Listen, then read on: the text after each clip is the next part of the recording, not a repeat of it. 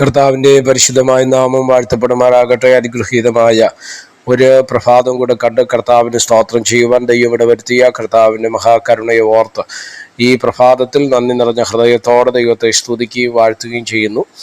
ഈ പ്രഭാത സന്ദേശം കേൾക്കുന്ന എല്ലാ പ്രിയപ്പെട്ടവർക്കും വീണ്ടും വരുന്നവനായ ക്രിസ്തുയേശുവിൻ്റെ നാമത്തിൽ എൻ്റെ പ്രഭാത വന്ദനങ്ങളെ ഈ നിമിഷം ഓർപ്പിക്കട്ടെ. സങ്കീർത്തനങ്ങൾ 71 അതിൻ്റെ 19 വാക്യം. ദൈവമേ, നിന്റെ നീതിയും അത്യുന്നതമായിരിക്കുന്നു. മഹാകാര്യങ്ങളെ പ്രവർത്തിച്ചിട്ടുള്ള ദൈവമേ, നിന്നോട് തുല്യൻ ആരുള്ളൂ. ഈ വാക്യങ്ങൾക്കാട്ട് ദൈവത്തിന് സ്തോത്രം ചെയ്യുകയാണ്.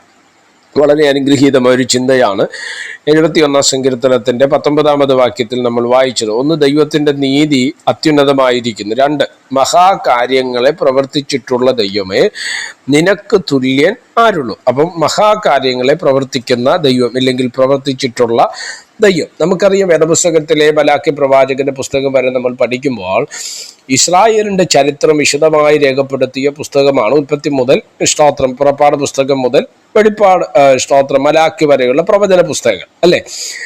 പല രീതിയിലുള്ള ചിന്തകൾ യെരുശലേമിനെ പറ്റി, ഇസ്രായേലിനെ പറ്റി, ഇസ്രായേൽ ജനത്തെ പറ്റിയൊക്കെ നമുക്ക് പുറപ്പാട് മുതൽ മലാക്കി വരെയുള്ള പുസ്തകങ്ങൾ നമുക്ക് കാണുവാൻ തക്കവണ്ണം കഴിയുന്നുണ്ട്. എന്നാൽ ഈ സംഭവം, ഇല്ലെങ്കിൽ ഇസ്രായേലിന്റെ ചരിത്രം നമ്മൾ പഠിച്ചു കഴിഞ്ഞാൽ ദൈവത്തിൻ്റെ അഗോചരമായ പ്രവൃത്തി, ഇല്ലെങ്കിൽ ദൈവത്തിൻ്റെ വീര്യപ്രവൃത്തി, ദൈവത്തിൻ്റെ മഹാപ്രവൃത്തിയെ നമുക്ക് ഇസ്രായേലിന്റെ ചരിത്രമെമ്പാടും നമ്മൾ പരിശോധിക്കുമ്പോൾ കാണുവാൻ തക്കവണ്ണം ഇടവരുന്നുണ്ട്. ഇവിടെയും അത് തന്നെയാണ് ഉദ്ദേശിക്കുന്നത്.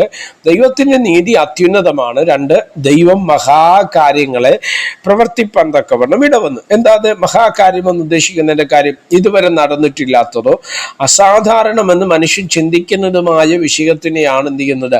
മഹാകാര്യമെന്ന് പറയുന്നത്. വേദപുസ്തകം നമ്മൾ പഠിക്കുന്ന സമയത്ത് വിടുതലുകൾ, ഇല്ലെങ്കിൽ ദൈവപ്രവർത്തികൾ 3 തരത്തിൽ എന്ത് ചെയ്തിട്ടുണ്ട്?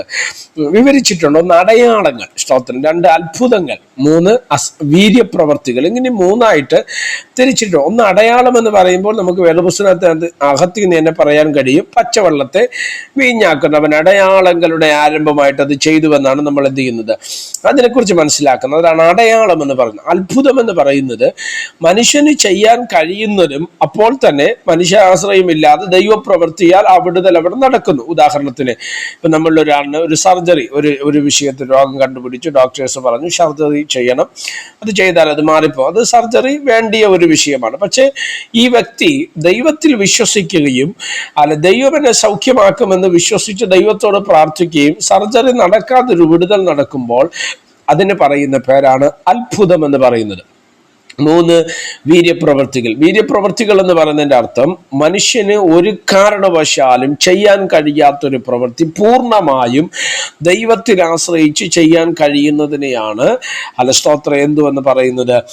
സ്തോത്രം വീര്യപ്രവർത്തി എന്ന് പറയുവാൻ തക്കവണ്ണം ഇടവരുന്നത്. എന്നെ കേൾക്കുന്ന ദൈവമക്കളോട് ഞാൻ പറയും, ഇതാണ് നമ്മുടെ ദൈവത്തിൻ്റെ പ്രവൃത്തി. അവൻ മഹാപ്രവൃത്തി ചെയ്യുന്ന ദൈവമാണ്.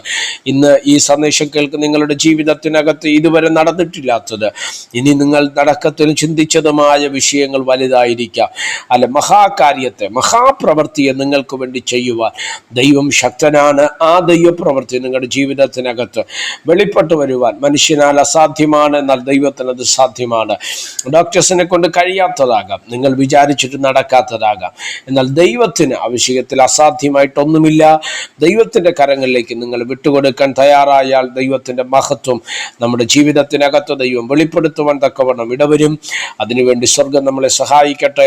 പ്രാർത്ഥിക്കാം. പരിശുദ്ധനായ ദൈവമേ, സ്വർഗീയ നല്ല പിതാവേ, ഈ സന്ദേശത്തിനാണ് നന്ദിയോടെ സ്തോത്രം ചെയ്ത് പ്രാർത്ഥിക്കുന്നു. ഈ സന്ദേശം കേൾക്കുന്ന എല്ലാ പ്രിയപ്പെട്ടവരെ തൃക്കരങ്ങൾ തരികയാണ്.